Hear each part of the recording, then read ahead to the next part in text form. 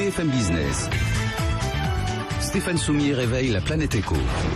Good Morning Business. Force est de constater que depuis qu'on parle du pétrole, Alexandre Andlauer s'est jamais gouré. Voilà, c'est pour ça que vous êtes là encore, Alexandre. Bonjour. Bonjour. Analyste pétrole et gaz chez Alpha Value. Sauf que là, il est en train de remonter le pétrole. Alors pourquoi est-il en train de remonter? 1, 2, est-ce durable? Il est en train de remonter parce que cet acteur, le swing producer qui est le pétrole de schiste, est en train de tomber.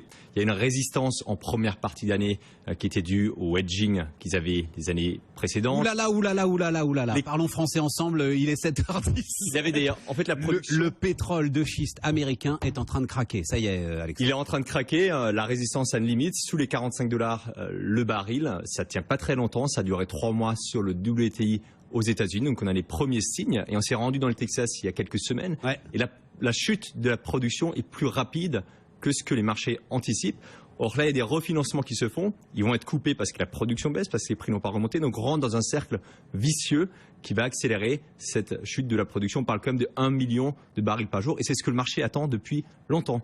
On est en surcapacité de 2,5 millions de barils par jour. On risque d'en enlever 1,5. Et oui, ça signifie que le prix du pétrole pourra rebondir de façon plus durable. Mais on va pas aller non plus à $80 le baril. Attendez, on va y revenir, mais d'abord, moi, je veux qu'on reste sur cette aventure extraordinaire du pétrole de schiste américain que vous nous avez raconté comme personne.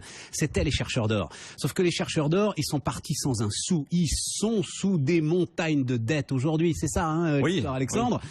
Et les banques voient bien qu'ils n'y arrivent plus. Et donc, c'est les banques qui sont en train de serrer la vis, là, aux États-Unis. Le lien entre le capital et la production, quand les prix du pétrole sont sous les 60, est très fort, effectivement, parce qu'il y a des puits qui ne sont pas complétés, qui nécessitent un peu de capital pour qu'ils entrent en production. Ce capital, aujourd'hui, manque. Il est venu en masse en première partie d'année grâce au private equity.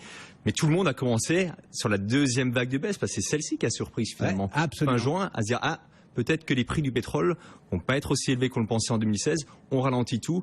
Et là, effectivement, la production commence à baisser parce que le financement est devenu plus rare. Est-ce que c'est une bulle du pétrole de schiste aux États-Unis qui va crever là? Est-ce que c'est le crack du pétrole de schiste aux États-Unis, Alexandre? Non, c'est une réorganisation. Faut savoir qu'il y a 4,5 millions de barils par jour de schiste. Aujourd'hui, on estime qu'à peu près 1 à 1,5 million de barils qui est à risque parce que l'endettement est très élevé. Si ce million à 1,5 million disparaît, les prix du pétrole seront plus élevés et pourront donc aider les autres acteurs.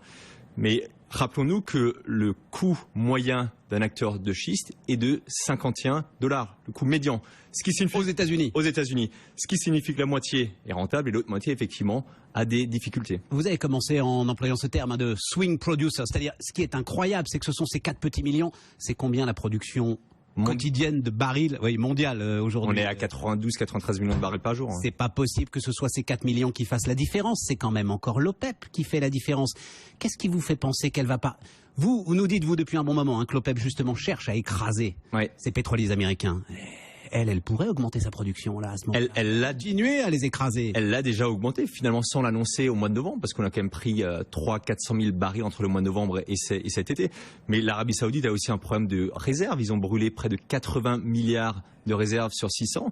Donc, faut faire attention. C'est un prix qui leur va pas, en plus. Hein. Un prix qui leur va pas, parce que même à 60, ce que j'aime dire, c'est que à $60, les acteurs de schiste, c'est un peu leur rêve aujourd'hui. Mais l'OPEP, c'est pas leur rêve. Donc, ils ont gagné la première partie du baril à 40, à 60, 65.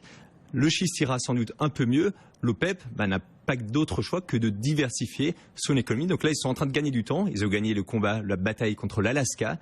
Et au final, ils n'auront pas le choix que de restructurer leur pays, baisser les subventions.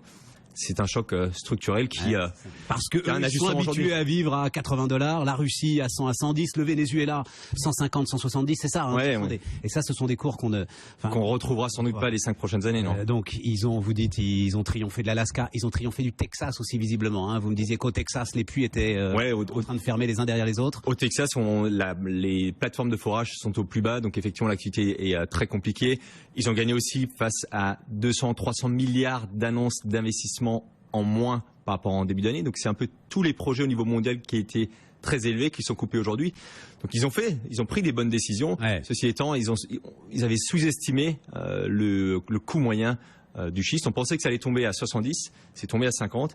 Mais j'ai vu certaines photos dans le Texas où le prince d'Arabie Saoudite il s'est rendu sur place. Donc je pense qu'ils sont aujourd'hui au courant de ce qui se passe. Donc c'est vrai. C'est rendu sur place. Le Dakota, la Pennsylvanie résiste encore, hein, c'est ça hein, Le Dakota résiste un peu mieux parce qu'il y a eu ce flight to quality qui aide énormément. Un mot, ça veut dire que dans vos perspectives, et encore une fois, en ce moment, on est bien obligé de vous écouter parce que vous vous gourrez pas. En fait, on efface le deuxième contre-choc pétrolier, c'est ça. On remonterait à 70, hein, mais pas beaucoup plus haut. En fait, à 70, les acteurs de schiste reviennent, donc la production revient. Donc effectivement, le maximum est 70. Après, dans la spéculation, il y a toujours une possibilité d'aller un peu plus haut, mais ça ne tiendra pas très longtemps. À $60 le baril WTI, ils reviennent, ça prend un peu de temps, donc oui, 70 sur le Brent. Extraordinaire aventure quand même. Les chercheurs d'or. Hein, ouais.